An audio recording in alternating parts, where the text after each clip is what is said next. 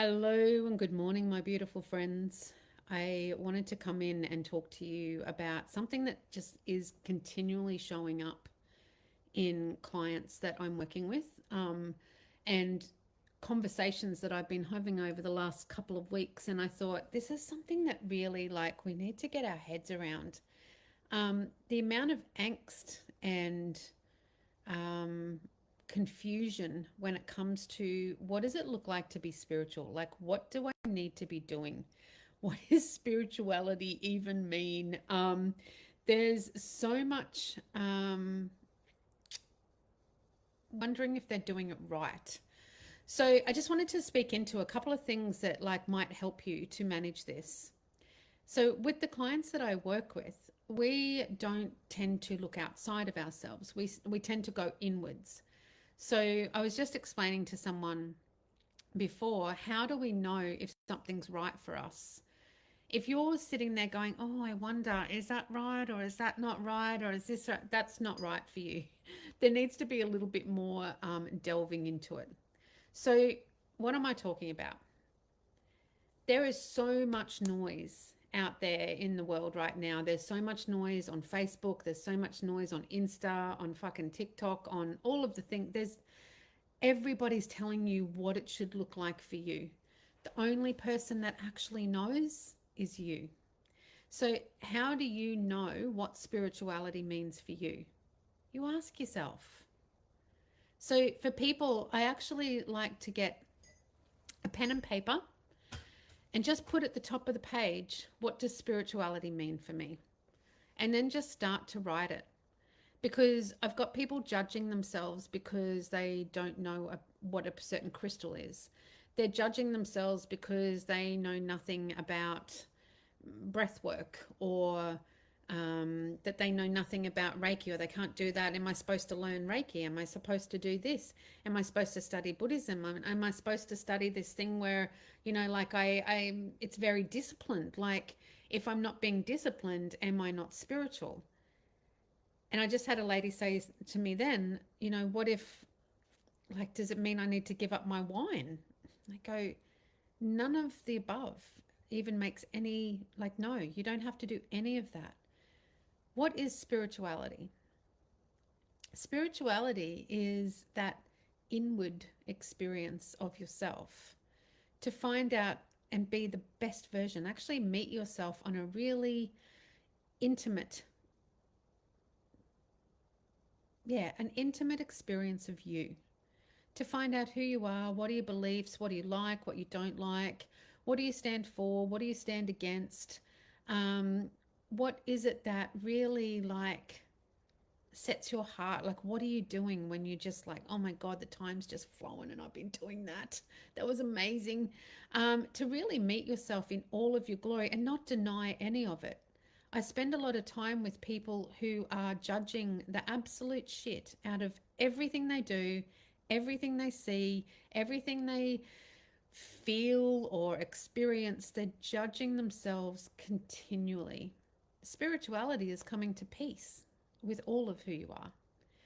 We all have sides of us that we hide away, including to ourselves, but not denying that part of ourselves. It's there for a reason. So if you find yourself being jealous of somebody, don't be lashing yourself because you're jealous and go, oh God, I can't be spiritual because I feel really jealous. Visit the jealousy and ask, okay, this is very interesting. Why am I feeling jealous of this person? What is it that this person is doing that has brought me to feel jealous? Because that emotion or that feeling is a GPS signal for you to show you, hey, go into that a little bit more and identify why you're feeling jealous. Don't beat yourself up because you're feeling jealous. Find out why. Because there's treasure in that. You have people that go, oh God, I shouldn't be feeling this. I shouldn't be this judgmental when when I'm on this spiritual path, or I'm saying that I'm spiritual. How can I be judgmental? What is it that you're judging? And go into that judgment and find out, why are you judging that person or that experience, or find out, because when you go down that little rabbit hole, instead of all the rabbit holes that are just bullshit about somebody else's trying to get you down a rabbit hole, go down your own rabbit holes and find out, why am I judging this? What is it about this that I find so irritating or annoying, or the fact that I'm judging it? What is it about that thing or that person? Because all of these little experiences are designed for us to get to know ourselves on such an intimate space that we then come to a space of confidence in self. There's no judgment. There's respect and love. We make better decisions. We become better partners. We have better friendships and relationships. So this intimacy with self, this is vital. This is where we need to go. So when you've been taught to not be angry because you're spiritual, you can't possibly be spiritual if you don't allow yourself to visit what your anger is trying to show you. If something's made you really sad, investigate it. Investigate whether your sadness is sadness through loss, or sadness because it's a wanting. It's something that you really want and you can't have it, or you can't find a way to have it, or you feel lonely. Do you feel grief over, is there unresolved grief that you're experiencing in your life and you're calling it anger? Anger is a massive mask, or it covers up our grief. It's what we show instead of actually feeling the grief, because the grief is so difficult to sometimes manage that we just become angry. So before you start to judge your anger, or I shouldn't be this angry, or how can I call myself spiritual if I'm this angry? Anger was actually what opened up my spirituality. When I started to really delve into, all right, instead of just being an angry bitch, what are you angry about? What is it that is making you feel so angry, and like your default response to life is anger? What is that about? And when I delved into it, it was grief. It was grief over the loss of my brother. It was grief over the loss of my mum. It was grief. There was so much grief. But because I'd never allowed myself or given myself the space to experience that grief and truly like come to peace with it, it represented itself to me as anger. So I think all of the judgment that we have on ourselves around whether we're spiritual or not, stop worrying whether you're spiritual or not, and start to be more curious about who you are. Curious about, oh, why do I act like that? Why do I put that off when I really want to do it? Why do I deny myself of that experience? Why do I resist that so much? Why do I feel fucking angry when I think of that? Like, start to investigate it and be more curious around it. The path to spirituality is the path to self. Because if you think about, I always bang on about the ripple effect. If each one of us gave more concern to who we are as a person and less attention to everybody else in the world, if each one of us became a very sovereign being that loved, honored, and respected themselves, we would have better boundaries. We would make better choices. We would have better relationships. We would be better in the world. We would experience the world from a place of love and not fear. We would be safety for ourselves and all of those around us. Spirituality isn't something outside of yourself. It is you. You are spirit in a human form. And so all of the time we've been conditioned to question ourselves and not feel worthy and not feel good enough and lack in confidence and compare ourselves to everybody else out there has all been one big massive distraction. Because the person that you most need to give your attention to is self. And for some of us, that's a bit of a tough gig when you first start. Taking accountability for, our part in our own life is tough because we've always had that opportunity to project, blame others. Oh, it's because of my upbringing. Oh, I had a terrible relationship with my mother. Oh, all of the things that we get to blame and shame. And then we've got those feelings and thoughts about ourselves that we just hide down because it's just too much to even bring out in the world. And we don't want people seeing us like that. But the more the point is, you don't want to actually meet yourself like that.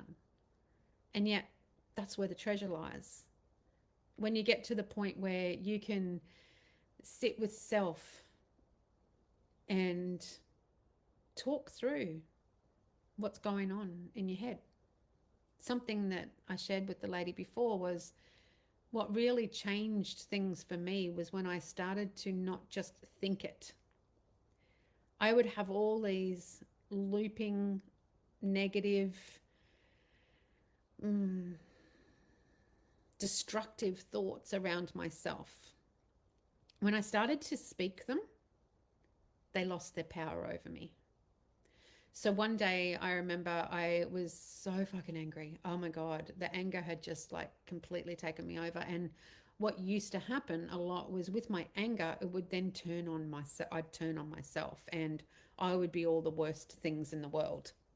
And so this particular day I was screaming, ranting and raving. I was driving along screaming at myself. And when I got to where I was going, I got the phone because I just wanted to like yell at this woman. I wanted to yell at her. So I got the phone, I turned it on myself and I turned the video on and I said all the ugliest, most hurtful, disgusting things that I would no sooner say to another human being than fly to the moon.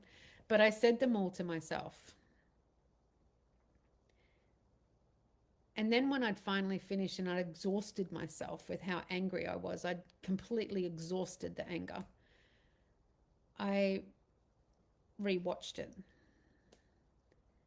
And that was a game changer for me because what I did was I got to witness, I got to observe the woman in the video and how sad she looked. She looked in so much pain emotionally and physically, like her eyes were so sad. And for the first time in my life, I connected with the woman who I am. And I thought, oh my God, and I burst into tears and I was feeling such empathy and such compassion for the woman on the video. It was something I had never, ever experienced for myself. And so this became a thing for me. I started to even just put the voice memo on my phone and I'd set my phone on the passenger seat. And I did a lot of driving in those days. So what I started to do was instead of the right and burns that I talk about, I started to voice everything. And so I'd set the phone on the passenger side. I'd be driving along and I'd just be talking whatever was in my head. Like it didn't matter. It didn't matter if it was like reminding myself what to get from the grocery store to like just berating myself or talking through a query or a question or something that I just couldn't work out. I would do all of it. And when I'd get to where I was going, I would just press delete. And what started to happen for me, which was really, really powerful, was just like when you're sitting across from a friend having coffee and you might be talking to that friend, and as you're talking, you're starting to answer your own questions or you're getting ideas in your head of like, oh yeah, actually, as I'm saying that, I'm just thinking of it. And so this sort of stuff started to happen for me. And so what was happening is my mind was becoming clearer because I was taking out the garbage. And what I was also doing was I was recognizing what actually belonged to me and what was conditioning. What I could hear myself say that I know were my mother's words or were from a school teacher at school, or I'd start to think, hang on a minute, I don't even believe that. that, where did that even come from that I think that? I don't even actually. So we're still holding on to beliefs and thoughts that we would have had all of those years ago. And now, as a 54-year-old woman, a thought that I had when I was 16 is irrelevant. It's actually not my reality right now. And so, but my mind is continually playing a loop that started when I was 16 years old. So, being able to voice out loud the thoughts that are in your head are really, really powerful. The next step from that was when I got myself the mentor, and being able to be witnessed by somebody else and have them show me a different perspective on what I'm seeing my thoughts mean and what they're seeing that my thoughts actually mean. And so, where I would just sit and carry on at myself and all the things that I'm doing wrong and how I'm judging myself and all the, oh, I'm this and that and I'm not enough of this and da da da da. And for that person to be actually on the other side going, hang on a minute, you're seeing that as something so wrong. And yet I think it's one of your greatest traits. Why are you judging yourself so heavily on that? I think that that's something wonderful. And so I got to start to see a different perspective. Because if you're thinking about it, we can't even see our thoughts. Our eyes look outwards. We can't see ourselves. Like, I can see that. I can look in a mirror, but it's just a reflection of me. I'm not actually able to see myself. So the way that we do is by seeing our words, hearing ourselves speak, starting to get to that point of self-observation of, that's very interesting, Tracy. This is what I was always saying to myself, that's very interesting, Tracy. Where did that come from? Does that actually belong to you? Like, do you really believe that? Or whose is that? Money was a big thing that this shifted for me. Was my relationship with money shifted when I realized that, hang on a minute, that's not actually really even how I think about money. Where did I pick that up? And I realized it came from my dad. So all those thoughts, beliefs, and behaviors that I was carrying around money, they didn't even belong to me. So I got to wrap them up in a little package. And this was given to me by a beautiful friend.